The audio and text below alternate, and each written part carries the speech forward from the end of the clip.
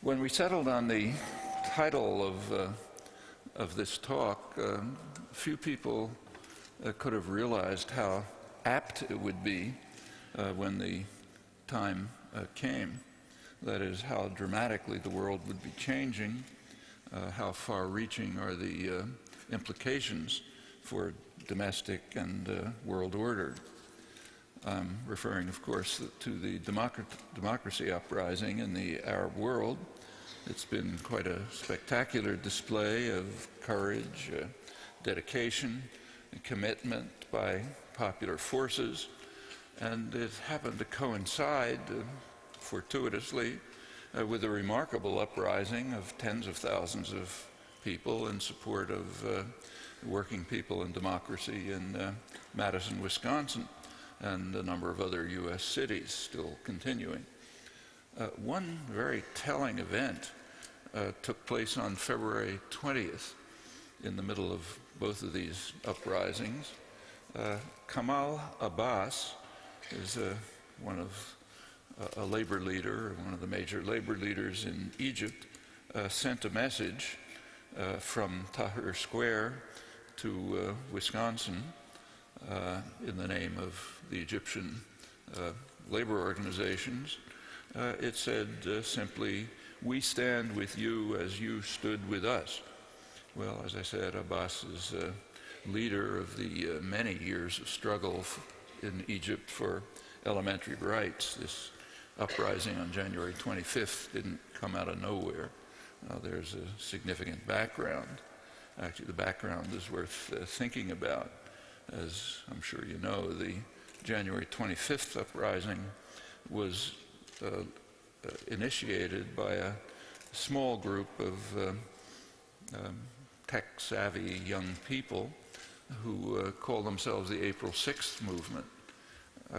The reason for the name is that in April 6th, 2008, there was a major labor action prepared at one of the biggest industrial sites in Egypt, the Mahala textile plant. It was to be a strike for better wages, decent working conditions, and so on.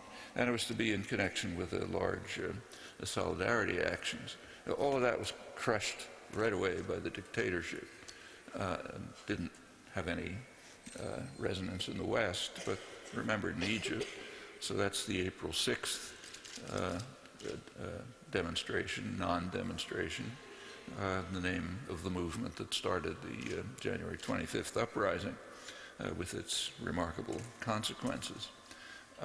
Abbas's measure of solidarity evoked the traditional aspiration of the labor movements throughout the world, solidarity among workers of the world and in general among populations of the world. Well, however flawed their records may be, labor movements have regularly been in the forefront of popular struggles for basic rights and for democracy. In Tahrir Square in Cairo, in the streets of Madison, and many other places, the popular struggles that are underway now reach quite directly to the prospects for authentic democracy, that is, for socio-political systems in which people are free and equal participants in controlling the institutions in which they live and work. That's contrary to standard democratic theory, which holds that people should be spectators, not participants, leave the important things to others. Right now, the trajectories in Cairo and Madison are intersecting, but they're headed in opposite directions. In Cairo, they're heading towards gaining elementary rights that were denied by the US-backed, British-backed dictatorships. In Madison, they're directed towards defending rights that had been won in long and hard struggles, now under severe attack. And in fact, the fundamental right of collective bargaining has just been eliminated by the governor in the legislature in Madison. There are sure to be far-reaching consequences of what is taking place in the decaying industrial heartland of the richest and most powerful country in the world, in fact in human history, and what is taking place in what President Eisenhower many years ago called the most strategically important area in the world, a stupendous source of strategic power, probably the richest economic prize in the world in the field of foreign investment. Those are the assessments of the State Department, U.S. State Department in the 1940s, and of course that was a prize that the U.S. intended to keep for itself and for its allies in the unfolding world order of that day. Well, despite all the changes since, there's every reason to suppose that today's policymakers are still guided by a judgment that was articulated by one of President Roosevelt's leading advisors, A. Burley, who observed that control of the incomparable energy reserves of the Middle East would yield substantial control of the world. And correspondingly, that loss of control would threaten the project of global dominance that was clearly articulated during World War II, that has been sustained in the face of major changes in world order since that day, and that is very much alive today. You can be confident that in the major planning centers of the United States, Britain, France, other countries with some intent on global reach, they're very much concerned that the loss of control of the energy reserves of the Middle East will undermine the prospects for control of the world, and are acting accordingly. You'll have noticed, I'm sure, that the closer demonstrations come to the U.S., British-dominated oil-producing centers, the harder, the lower the prospects for demonstrations. Yesterday in Saudi Arabia and Kuwait, the major centers, the demonstrations were crushed before they started. You could give some lessons to China. In Riyadh, not a single person showed up, too frightened, and no comment from the West. I checked the U.S. newspapers this morning, no comment. If it had happened in Iran, there'd be major headlines, you can be sure. But too much is at stake when you get to the real centers of power. In fact, President Obama has changed the rhetoric, the official rhetoric, with regard to democracy uprisings as they come close to significant areas. Actually, he and other Western leaders did not support the uprisings. In fact, the only political leader to support the uprisings strongly and immediately was Prime Minister Erdogan of Turkey, who's by far the most respected leader in the area. The others waited, and when it was clear that you couldn't preserve your favorite dictators anymore, they followed the usual game plan and send them out to pasture and try to maintain the regime. And they did use words like regime change at the end, because as it gets to Bahrain and Saudi Arabia and Kuwait, the terminology changed officially to regime alteration. So maybe some slight modification, but no change in the regime. As I say, in Saudi Arabia and Kuwait, nothing. Too much of a police presence. Bahrain is particularly significant for two reasons.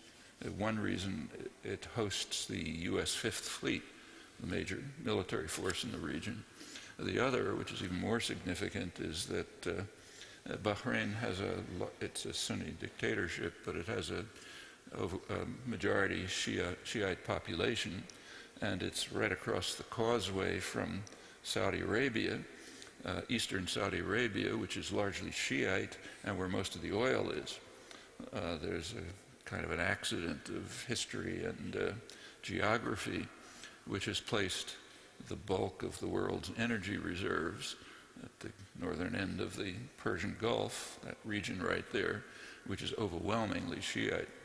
And there's been a deep concern in planning sectors for a long time that there might end up being some kind of a Shiite alliance, independent of the West, which would control most of the world's oil. And that's why demonstrations in Bahrain are regarded as so sensitive. No calls for regime change there, and certainly not Kuwait and Saudi Arabia. Well, from the outset of the Second World War in 1939, Washington anticipated that the war would end with the United States in a position of overwhelming power. High-level State Department officials, foreign policy specialists, met in a group called the War Peace Studies Group right through the wartime years to lay out plans for the post-war world. The core notion was what they called a grand area that the U.S. was to dominate in the post-war world. That included, at a minimum, the entire Western Hemisphere, the entire Far East, and the former British Empire, which the U.S. was going to take over. That includes its Middle East energy resources. The British, I should say, were not entirely happy about this. There was actually a kind of a mini war going on during the Second World War between the United States and Britain over who would control Saudi Arabia, the kind of jewel in the crown. Of course, the U.S. won the conflict. President Roosevelt declared Saudi Arabia vital for the defense of democracy and freedom. That allowed it to get Lend-Lease aid to sort of push the British aside and make sure the right people took it over. The British Foreign Office recognized ruefully that from now on the best they can hope for is to be junior partners of, that's their phrase, of the master. And so it's remained since. That's called a special relationship, technically. Well, that was the plan for the post-war world in the early years. It was assumed then that Germany would remain as a dominant European power. But as Russia began to grind down the Nazi armies after Stalingrad, grand area planning changed. The goals extended to include as much of Eurasia as possible. At the very least, its economic core in Western Europe. Within the grand area, I'm now quoting, the U.S. was to maintain unquestioned power with military and economic supremacy while ensuring the limitation of any exercise of sovereignty by states that might interfere with its global designs. The words are worth remembering. They still apply. These careful wartime plans were very soon implemented. It was always recognized from the very beginning that Europe might choose to follow an independent course. It's capable of doing that. NATO was established in part, partially intended to counter that threat.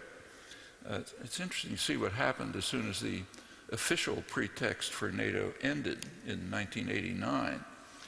Anyone who believed 50 years of propaganda would have concluded, okay, NATO will disappear. It was there to save Western Europe from the Russian hordes. Okay, no more Russian hordes, no more NATO. Not exactly what happened. Rather, NATO was expanded immediately. It was expanded to the east in violation from verbal pledges to Gorbachev, which he was naive enough to believe. Since then, it's been extended even further.